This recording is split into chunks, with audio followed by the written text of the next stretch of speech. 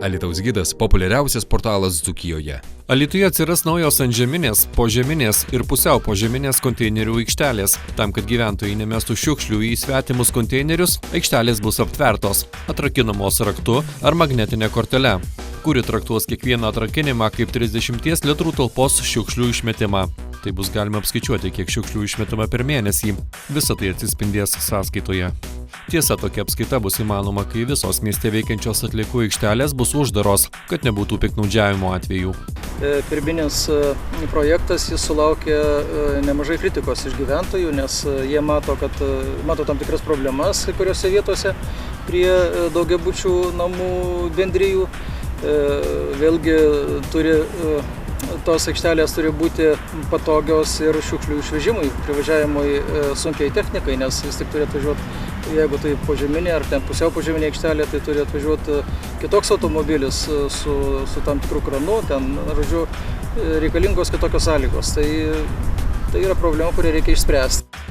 Sistemos kūrėjai nemano, kad gali atsirasti daugiau šiukšlių šalia konteinerių. Esą gyventojai, sąžiningai mokantys už atliekų išvežimą, bus nepakantūs tokiems asmenims. Jei 70% žmonių elgiasi jau tinkamai, tai jau susikuria nepakantumo atmosfera.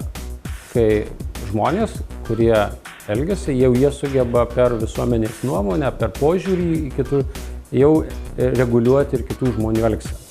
Ir tada jau visuomenė ir atliekų turėtojai jau jie pradeda elgtis atsakingai, nes valdžia negali priversti ir negali visus sužiūrėti, visus sukontroliuoti.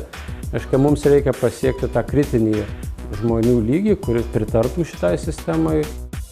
Naujosios sistemos įrengimo darbų pradžia numatoma 2017 metais. Alytuje planuojama investuoti 1 milijoną eurų. Projektas apimantis ir kitus Dzūkijos miestus atsieis 6 milijonus, o pilotinė savivaldybė pasirinktas Birštonas. Čia bus 20 tik požeminių konteinerių aikštelių. Vienos įrengimo kaina 22 000 eurų. Nebebūtų tų varpų, nebeliktų tų. Mes jau ir dabar turime pusiau požeminės aikšteles, kur jau tvarkingesni tie konteineriai, tačiau tikrai visiškai požeminiai, nikeliuoti, taip aš įsivaizduoju, sutvarkytos aikštelės aplink, bendrų atliekų konteineriai būtų su kortelėm nuskaitomi. Tai tikrai pakeistų visiškai vaizdą.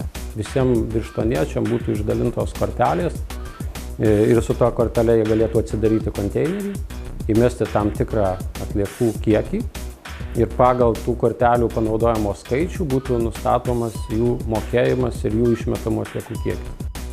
Algirdas Reipas sako, kad pavyzdinę atliekų sistemą Birštone būtų galima demonstruoti netgi turistams. Tačiau tiksliai nežinoma, kur mes šiukšlės atvykėliai, jeigu požeminiai konteineriai bus atrakinami tik magnetinėmis kortelėmis.